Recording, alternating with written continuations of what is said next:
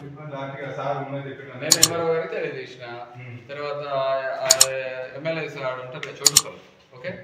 government ఇచ్చారు manager గారు వాళ్ళు కూడా తెలియజేసిన ఎందుకంటే నేను ఇక్కడ తెలియజేస్తాను మైబీ గారికి తెలియజేస్తాను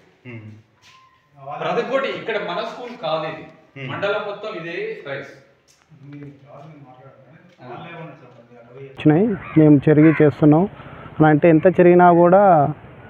బియ్యంలో పురుగులు పోగా సార్ కొన్ని ఉంటాయి కదా ఇంట్లో మనం ఇద్దరు ముగ్గురు వండుకుంటేనే 2-3 పురుగులు వస్తేనే ఎట్లా అనిపిస్తుంది ఇక్కడ ఇంతమంది పిల్లలకి ఆ విధంగా పెడితే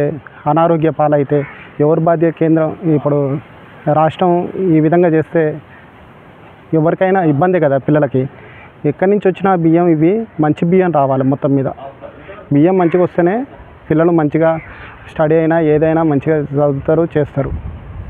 ఇక్కడ ప్రైవేట్ స్కూళ్ళల్లో ఎందుకు పంపుతారు అంటే ఈ విధంగా ఉండేసరికి ఇక ఎవరైనా పంపించాలంటే కూడా పంపించలేకపోతారు భయపడుతారు ఇప్పుడు ఇక్కడ ఉన్న పిల్లలే 159 మంది ఉంటారంట స్ట్రెంత్ ఇక్కడ అలా 20-30 మంది సరిగ్గా తింటలేరు ఇంటికాంచే తెచ్చుకుంటారు ఈ విధంగా ఉంటే ఎవరైనా ఇంటికాంచే తెచ్చుకుంటారు కదా ఈ ఇబ్బంది పడకుండా మంచి బియ్యం వచ్చేటట్టుగా ఈ ఎంఆర్ఓ ఆఫీసులనైనా ఎక్కడి నుంచి వచ్చినా సరే మంచిగా రావాలని మా ఉద్దేశం ఈ పుట్టపాక గ్రామానికి 9 మంది ఉన్నారంట సార్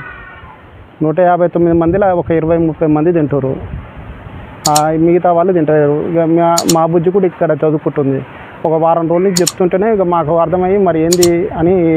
సందర్శిస్తే మొత్తం పురుగులే ఉన్నాయి అది మీరు సందర్శించారు కదా హెడ్ మాస్టర్ గారు ఏమన్నారు మిమ్మల్ని పైనుంచే వస్తున్నాయి సార్ మరి మేము ఏం చేయగలుగుతాం సార్కి పైన ఇచ్చి ఎంఆర్ఓ ఆఫీస్కి మేము చెప్తాం తీసుకుపోయి వేరే బియ్యం మంచి బియ్యం వచ్చేటట్టుగా చేద్దాం అని అన్నాడు ఒక 30 మంది నెంబర్స్ 30 నెంబర్స్ పిల్లలు తీసుకుంటాను మిగతా వాళ్ళు ఎక్కడ ఉంటున్నారు పిల్లలు మరి ఇంటికాంచి రైతు ఇంటికాంచి పంపిస్తున్నాం మేమే 159 మంది ఉన్నారు పిల్లలు మంది ఇక్కడ తింటున్నారు మరి కత్తిమల్ల దగ్గర వచ్చి అయితే వేరే ఊరి నుంచి వచ్చిన వాళ్ళు ఇక రైతు